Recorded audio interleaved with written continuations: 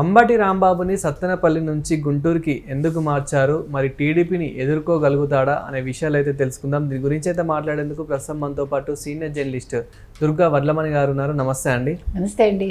Madam, Ambati Rambabu గారిని అసలు ఎందుకు మార్చాల్సి వచ్చింది సత్తెనపల్లి నుంచి గుంటూరుకి? మరి టీడీపీని ఎదుర్కోగలుగుతాడా అంత బలమైన పార్టీని?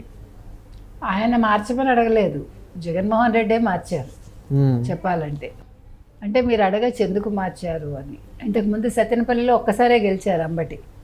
2014లో కోడెలు గెలిచారు, 2019లో కోడెలను ఓడించాడు ఈయన. తర్వాత కన్నా లక్ష్మీనారాయణ గెలిచినట్టున్నారు 2024.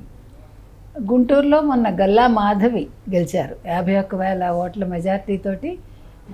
విడదల రజనీని ఆవిడ మట్టి కనిపించారు. అది తెలుగుదేశానికి కంచుకోట. అయితే ఎందుకు అంబటి రాంబాబుని దూరం పెట్టారు అనేది ప్రశ్న. అంటే దూరం పెడతారు అని ముందుగా సంకేతాలు మనకి ఎక్కడ కనిపించాయి? మన సత్తెనపల్లి దగ్గర రెంటపాళ్ళకి వెళ్ళారు కదా ఎవరు, జగన్మోహన్ రెడ్డి. వెళ్ళినప్పుడు ఆ పర్యటనలో పక్కన అంబటి రాంబాబు లేరు. మీరు గమనిస్తే కనుక అయితే అంబటి రాంబాబు కూడా ఉండాలిగా కారులో లెక్క ప్రకారం. కానీ విడుదల రజనీ ఉన్నారు, వైవి సుబ్బారెడ్డి ఉన్నారు, పేర్ని నాని ఉన్నారు, ఆయన పిఏ నాగేశ్వరరెడ్డి ఎవరు ఉన్నారు కదా. ఎందుకు అంబటి రాంబాబుని దూరం పెట్టారు? ఈ మధ్యకాలంలో అంబటి రాంబాబు చేసే వ్యాఖ్యలు ఏమైనా ఆయనకి నచ్చలేదా? సత్తెనపల్లిలో ఆల్రెడీ భార్గవ రెడ్డిని పెట్టాడు ఆయన. గజ్జల సుధీర్ భార్గవ రెడ్డిని ఇన్ఛార్జిగా పెట్టారని తెలుస్తుంది.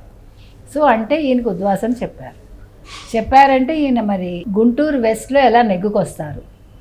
ఎందుకంటే గుంటూరు వెస్ట్ అనేది టీడీపీకి చాలా బలమైన నియోజకవర్గం కాబట్టి. అంటే ఇతన్ని పక్కకి పెట్టలేక గుంటూరు వెస్ట్కి పంపించారా? అంటే ఇతని ప్రాధాన్యత తగ్గిందా? ఎవరిది? అంబటి రాంబాబుది.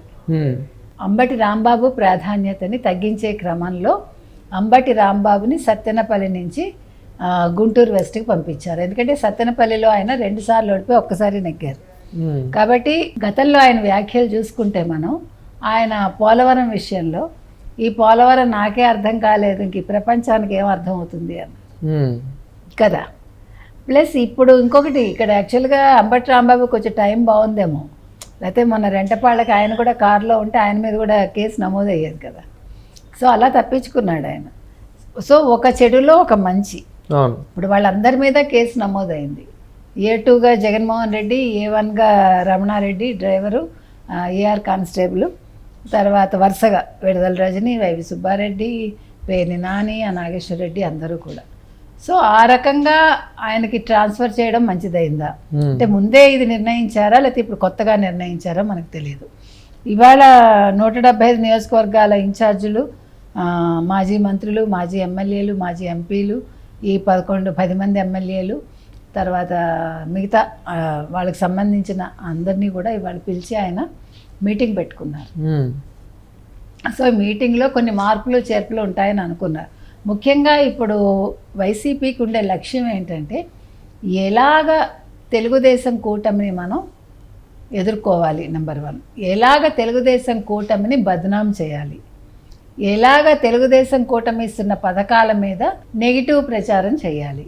ఇప్పుడు అందుకని ప్రతి వాళ్ళకి దిశానిర్దేశం చేశాడు ఇవాళ. ఆల్మోస్ట్ మీరు నియోజకవర్గాల్లో మీ గొంతు వినిపించండి, ఎదురు తిరగండి. అంటే ఈ ఎదురు తిరగడం అంటే నా ఉద్దేశంలో మీరు రెచ్చగొట్టండి ప్రజల్ని, మీరు రెచ్చిపోండి, మీరు కొట్టండి, రప్పరప్ప అన్నాడు కదా అట్లా. ఇప్పుడు ఆయన అరెస్ట్ అవుతాడేమో అని ఒక భయం కదా, ఆ భయంలో మీరు ఈ రకంగా చెయ్యండి. సో నేను అరెస్ట్ అయితే మీరు ఇక్కడ అరాచకం సృష్టించండి. ఇది ఇందులో భాగంగా అంటే ఏ నియోజకవర్గాల్లో ఎవరెవరు వీక్గా ఉన్నారో చూసి ఆ నియోజకవర్గాల్లో మార్పులు తీసుకొచ్చాడు. ఆ మార్పులకు అనుగుణంగా ఇవాళ అంబటి రాంబాబుని సత్తెనపల్లి నుంచి గుంటూరు వెస్ట్కి పంపించారు. గుంటూరు వెస్ట్లో అంబటి రాంబాబు కొత్తగా చేసేది ఏమీ లేదు, అంబటి రాంబాబు నిలదొక్కునేది ఏమీ లేదు. నెక్స్ట్ ఎలక్షన్స్లో అంబటి రాంబాబు ఖచ్చితంగా గెలుస్తాడని నమ్మకం కూడా లేదు. అంటే ఒక రకంగా అతని రాజకీయ జీవితానికి ఇదొక చరమాంకమా? అంబటి రాంబాబుని నిజంగానే పక్కన పెట్టారు అనుకుంటే కనుక రీజన్ ఏమై ఉంటుంది? ఏమీ లేదు, ఆయన ఏమీ ప్రూవ్ చేసుకోలేకపోతున్నాడు కదా. ఆయన వస్తాడు, ఇప్పుడు ఎలా అయ్యాడంటే కామెడీ పీస్ లాగా అయిపోయాడు. ఆయన ఏం మాట్లాడతాడో తెలియదు, డ్యాన్సులు చేస్తాడు. అంటే నిజంగా ఏది మాట్లాడాలో అది మాట్లాడుతున్నారా అంబటి రాంబాబు, అది కూడా గమనించాలి.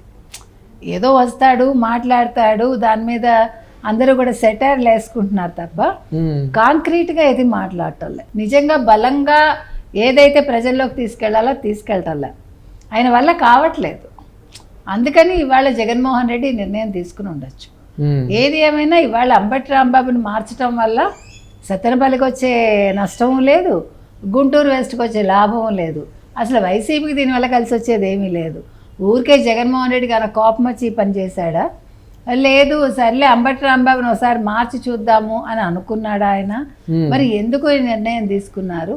ఇప్పుడు విడుదల రజనీ పరిస్థితి ఏంటి, ఇంకెంతమందిని ఈయన మార్చాడు అనేది మాకు తెలియాలి.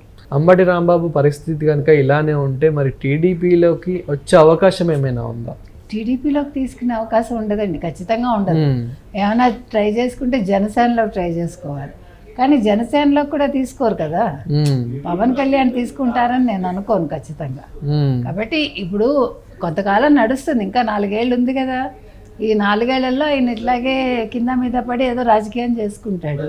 అప్పుడు ఈ టికెట్ ఇస్తారా లేదా అనేది అప్పుడు చూసుకోవాలి అంతే. సో మేడం, గుంటూరులో పోటీ చేస్తే కనుక మరి ఏ విధంగా ఉండబోతుంది అక్కడ, మరి అక్కడ ప్రజలు కూడా ఏ విధంగా సపోర్ట్ చేయబోతున్నారు? ఐ డోంట్ థింక్ సో ప్రజలు సపోర్ట్ చేస్తారని.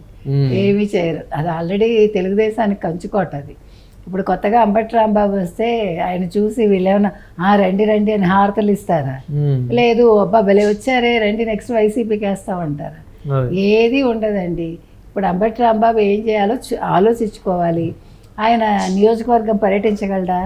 ఇప్పుడు వైసీపీ వాళ్ళు ఎవరైనా పర్యటించగలరా? అలాగా చేయలేరు కదా. ఈయన కొత్తగా వెళ్ళినా కలిసి వచ్చేది ఏం లేదు.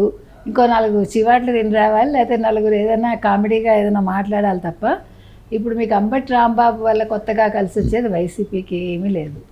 ఇంకా ఈయన గుంటూరు వెస్ట్కి వెళ్తే ఇంకా నష్టం జగన్మోహన్ రెడ్డికి. ఏ మొహం పెట్టుకుని వచ్చారు మీరు, ఏం సాధిద్దామని వచ్చారు? ఆల్రెడీ ఒకళ్ళ ప్రాణం తీశారు, 2 ప్రాణాలు 3 ప్రాణాలు అయ్యాయి, మీరేంటి మాట్లాడేది అంటారు. మీరు 5 ఏళ్లలో మీరు చేసింది ఏంటి? దోచుకున్నారు తప్ప మీరేమి ప్రజలకు చేసింది లేదు. మీరు ఇచ్చే పథకాలు ఇస్తే ఎంత, ఇవ్వకపోతే ఎంత అని నిలదీస్తారు. కాబట్టి ఎలా చూసుకున్నా ఇవాళ అంబటి రాంబాబు కష్టకాలమే, ఇటు ప్రజల్లో కావచ్చు, అటు పార్టీ పరంగా కావచ్చు. ఇంకా పార్టీ నుంచి పక్కన పెట్టినట్టే అని మనం అనుకోవచ్చా? ఖచ్చితంగా అనుకోవచ్చండి. అంటే చెప్పగానే చెప్పారు Jaganmohan Reddy. Thank you. Thank you.